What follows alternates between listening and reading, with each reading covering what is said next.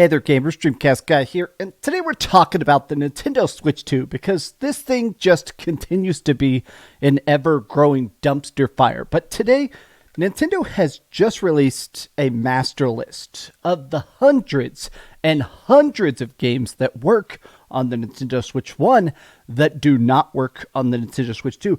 And some of these are actually mind-blowing. YouTube does not work on the Nintendo Switch 2. Fortnite, Final Fantasy...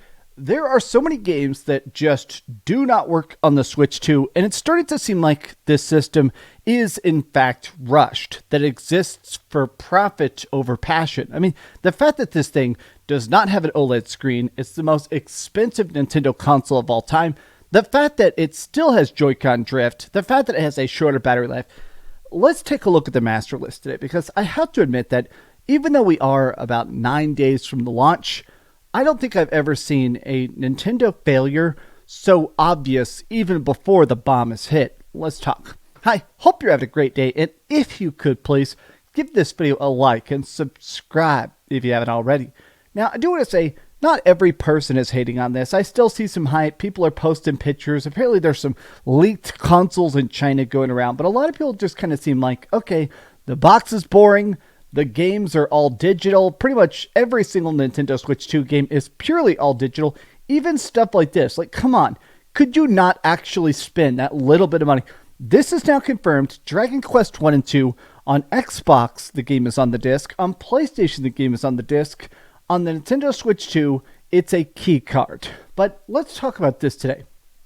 Nintendo Switch games that are compatible with the Nintendo Switch 2. The list has now been updated. We also have a list of games with the startup issues, playable but with compatibility issues, and games with issues that they're trying to basically rush a fix. Now, in the comments, people are like, okay, the fact that the Switch 2 is having so many compatibility issues, this sounds rough. Hopefully they get ironed out soon. It is wild that so many games straight up do not work. It does not make sense to me. So I want to take a look at all three lists just because the weirdest part of this is not all indies. A lot of these are actually games that make hundreds of millions of dollars. These are games that just don't work. Dead by Daylight, Final Fantasy, Grid. I mean, Game Beast, Jurassic Park. I mean, I can't help but just scroll through because so many of these not working. I think this shows the fact that clearly something on the code end is just not working. Now, typically with backwards compatibility, I still can't believe YouTube doesn't work. Warframe doesn't work. Oh my God.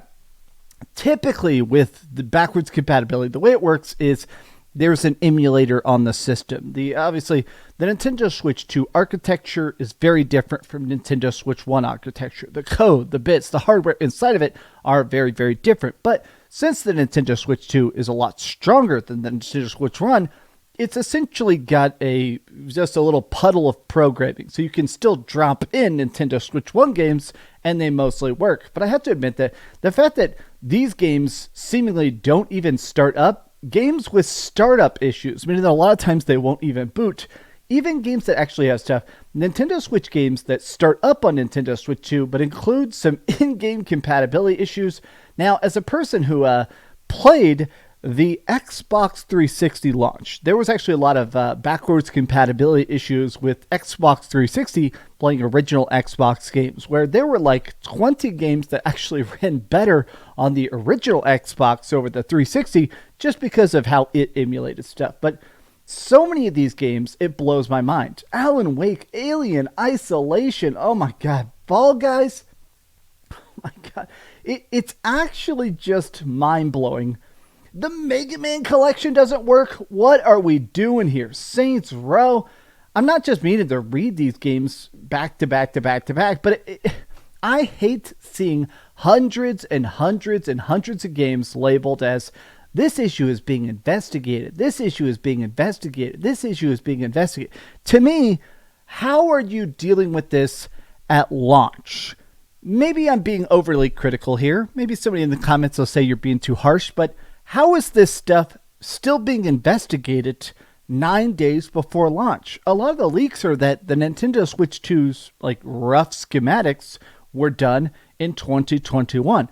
They've been working on this console for like 4 years. It's out now, and it's still this busted, this incomplete. Oh wait, we have a third list. Games they're trying to rush a patch for. This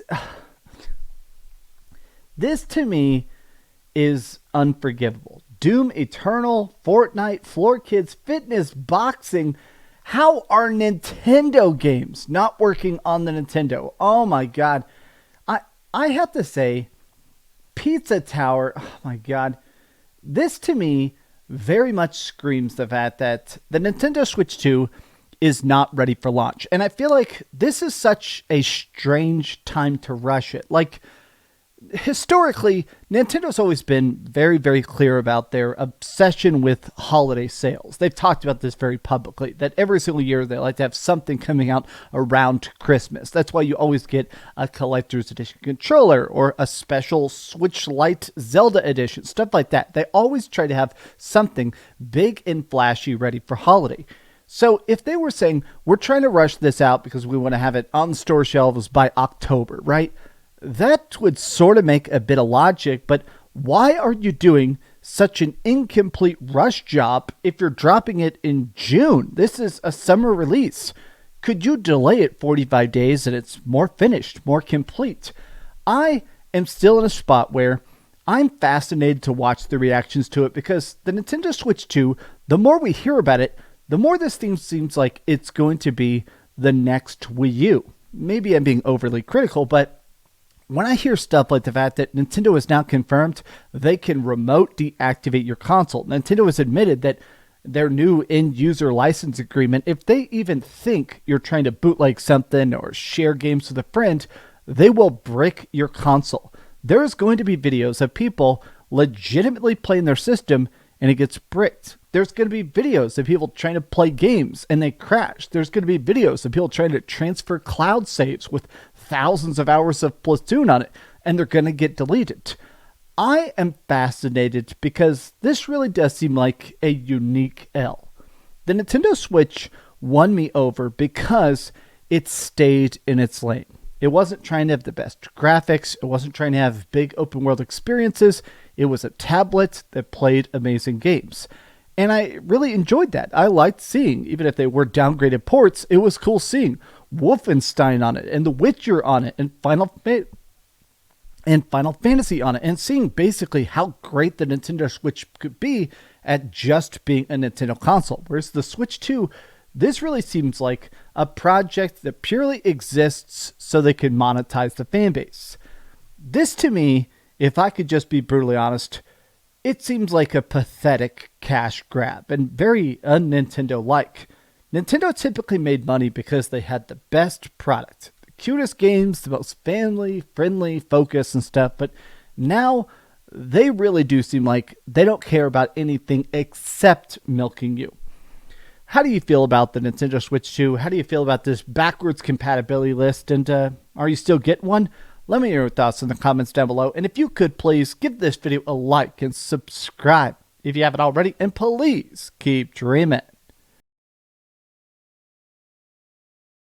Thanks so much for watching that video. If you want to see something else, you can always click this link to see what I put up last, or, subscribe and see what's coming up next. Also, I promise that whatever I do, it'll try not to suck.